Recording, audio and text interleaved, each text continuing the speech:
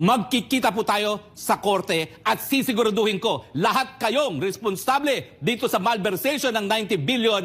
Pakukulong ko kayo kung yan ang huling gagawin ko sa aking buhay sa mundong ito. Pero hindi po ako papayag na lulustayin nyo ang nakalaan para sa mahirap ng mga Pilipino. Tumawag po kayo, PhilHealth, dito kung sinasabi nyo ako'y nagsisinungaling. Sabihin nyo mali ako. At sabihin nyo kung ano yung more noble causes. At sabihin niyong walang linalabag na batas. Ayun po, narinig po natin na sumisigaw na po si Harry Roque at mabigat po yung mga binitawan niya, no? Narinig ko yung mga salitang malversation, 90 billion at nabanggit niya po yung ahensya ng PhilHealth. Bilang reaksyon, may karapatan naman po sila Harry Roque na bumatikos at magsalita, May karapatan siya kung gusto niyang sumigaw.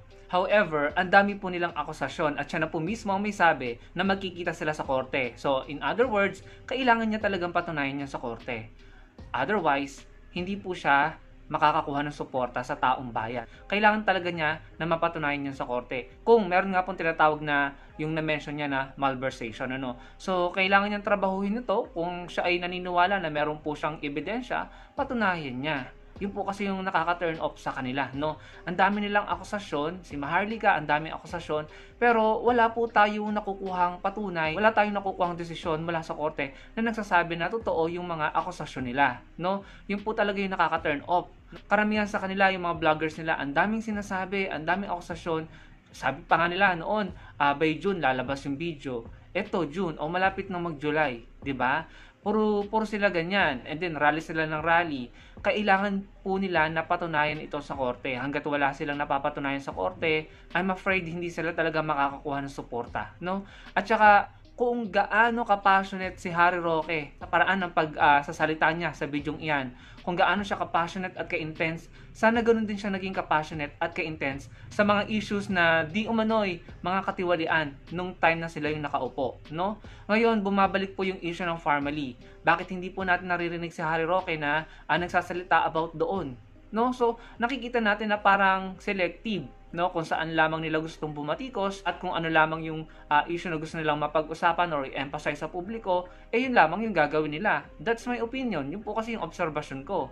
So, kung totoo or sincere yung layunin para sa bayan at sa mga Pilipino, kung totoo na gustong malaman ang totoo na mailantad ang katotohanan at kung may katiwalian na gustong mapigilan or masawata, kung totoo at sincere yung hangarin doon, dapat po lahat ng issues at katiwalian, dapat po tayo ay nagsasalita. Dapat sila ay nagsasalita sa lahat ng uri ng katiwalian or issue. Kahit pa ito'y issues or mga di umano'y katiwalian nung sila ang nakaupo at nanunungkulan, dapat sila ay nagsasalita din doon.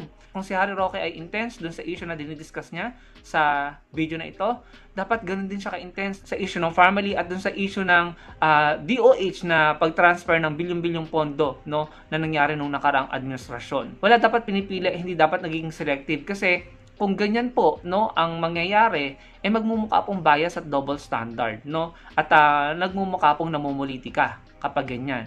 So, at the end of the day, kailangan talagang patunayan ni Harry Roque yung kanyang akusasyon. Otherwise, wala po silang makukuhang suporta sa taong bayan.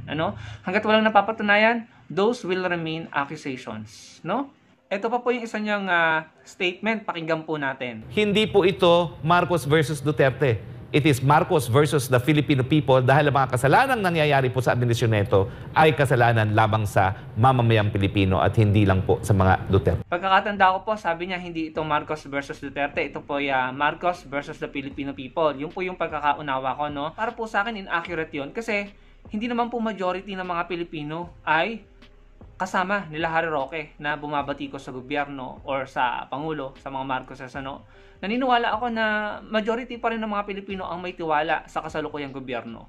So para sa akin, hindi tama na banggitin or gamitin ang term na sambayan ng Pilipino or mga Pilipino. Ako po personally, gusto kong sabihin na huwag niyo akong isama dyan. I'm a Pilipino pero hindi po ako kasama sa inyo. Kung meron kayong pinaglalaban, go ahead. Pero parang hindi yata tama na sabihin na sambayan ng Pilipino or mga Pilipino. Kasi nga, sa nakikita ko po, hindi naman po sila yung majority. Ang nakikita ko po, majority ng mga Pilipino ay may tiwala pa rin at sumasang-ayon sa mga polisiya ng kasalukuyang gobyerno. Ngayon, siguro, makukuha nila ang suporta ng majority ng maraming Pilipino kung Sabi ko nga po, kung mapapatunayan nila yung mga sinasabi nila at mga akusasyon nila. Pero kung hindi, wala po, no? Yung mga tao lamang na naniniwala sa kanila, sa inyo, ang maaari nyong makasama dyan, no? So parang hindi yata tama na gamitin yung term na sambayan ng Pilipino versus the Marcoses or mga Pilipino versus the Marcoses kasi in my opinion po, hindi po sila yung majority, no? Tsaka bakit parang pinaglalaban ang mga Marcoses at ang mga Pilipino? Hindi ba pwedeng kung gusto nyo call out, mag-call out, pero tanggalin na yung salitang versus na parang magkalaban or magkaaway na talagang may matinding hidwaan. Kung merong mali at dapat ayusin, i-call out, pero parang mali yata na alam mo yun, gawing rival ang pamahalaan, ang gobyerno versus sa mga Pilipino, no?